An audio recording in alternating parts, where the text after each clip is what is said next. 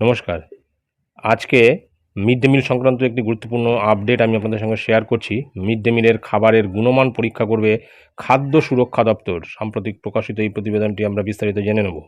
প্রায়শই জেলার বিভিন্ন প্রান্তে অঙ্গনওয়াড়ি বা প্রাথমিক বিদ্যালয়গুলিতে মিড ডে মিলের খাবারের গুণমান নিয়ে প্রশ্ন ওঠে।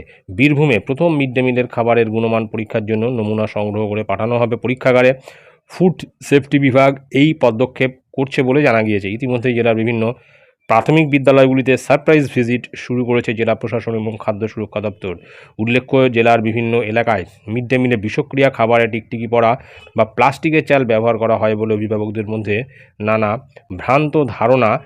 বিষয়টি যে আদৌ ঠিক নয়, এই নিয়েও সচেতনতা করা হবে অভিভাবকদের। মিড ডে মিলের রান্না চলা বা পড়ুয়াদের তা খাবার সময় নমুনা সংগ্রহ করা হবে বিশেষ ফ্রিজিং পদ্ধতির মাধ্যমে। নমুনা সংগ্রহের পর তা ল্যাবরেটরিতে পাঠানো হবে। পরীক্ষার পর তৈরি হবে রিপোর্ট। আগামী দিনে এইভাবে জেলার বিভিন্ন স্কুলগুলিতে আচমকা খাদ্য সুরক্ষা দপ্তর হানা দেবে। জেলায় প্রায় ৩,৭৮৩টি প্রাথমিক বিদ্যালয় এবং অঙ্গনওয়াড়ি কেন্দ্রে অভিযান চলবে। জেলা মিড ডে মিল আধিকারিক অনির্বাণ মণ্ডল বলেন, জেলার বিভিন্ন স্কুলগুলির মিড ডে মিলের হেসেলে হানা চলবে আচমকা। এখন বিষয়টা হচ্ছে, এরকম হানা চলবে, আচমকা হানা চলবে, অনেক কিছু হবে, কিন্তু যা রিপোর্ট পাঠানো সেটাই কিন্তু পাঠাবে।